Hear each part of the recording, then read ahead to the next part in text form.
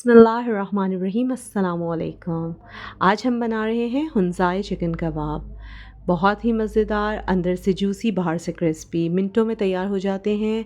जो लोग डाइट कर रहे हैं उनके लिए बेहतरीन ऑप्शन। तो चलिए रेसिपी स्टार्ट करते हैं। सबसे पहले 2 मीडियम साइज़ की प्याज लीजिए, उसे चॉपर में डाल दीजिए। प्याज को ऐसे मोटा-मोटा कट कर लीजिए, चॉप करने में आसानी होगी।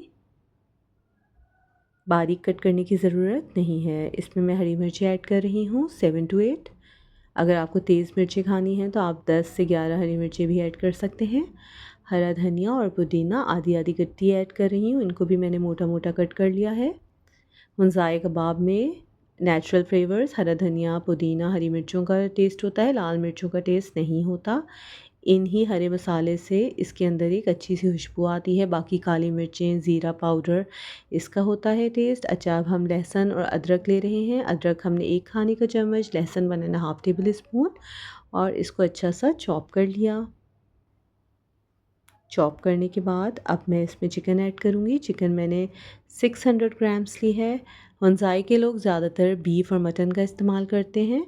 अगर आपको बीफ या मटन का गोश्त इस्तेमाल करना है तो आप वो भी कर सकते हैं।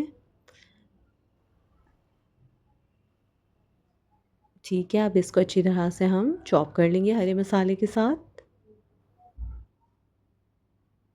चिकन मेरी थोड़ी-सी अभी रहती है तो मैं अब वो वापस ऐड करूँगी।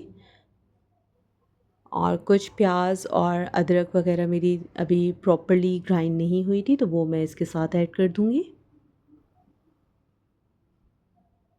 ताकि सब कुछ प्रॉपर्ली चॉप हो जाए। ठीक है, मोटा-मोटा मैंने जो भी था प्याज, अदरक वग़ैरह निकाल ली और अब इसको मैं चॉप कर लूँगी।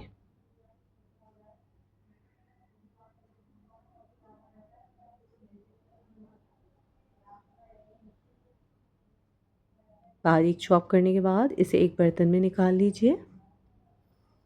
कुछ मसाले ऐड करेंगे अब, जैसे कि बेसन 3 खाने के चम्मच। बेसन से आपके कबाब बिल्कुल टूटेंगे नहीं और बहुत अच्छे क्रिस्पी बनेंगे बाहर से। काली मिर्चें 1 खाने का चम्मच पिसा हुआ। ज़ीरा है, ये क्रश्ड है, इसको मैंने 1 खाने का चम्मच लिया है। अच्छा, इसे रोस्ट ज़रूर करिएगा, बहुत अच्छी खुशबू आती है। नमक है 1 टीस्पून। इनको अच्छी तरह से हम मिक्स कर लेंगे मसालों को।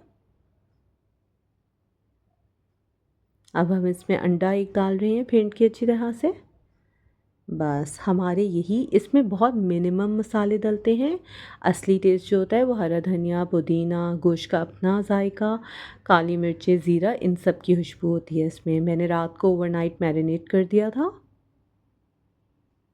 अब अगले दिन मैं इसको, अब आपकी मर्ज़ी, आप इसको फ्राई पैन में ग्रिल करना चाहें, जिस तरह से आप इसको करना चाहें आप कर सकते हैं। मैंने ग्रिलर का इस्तेमाल किया है।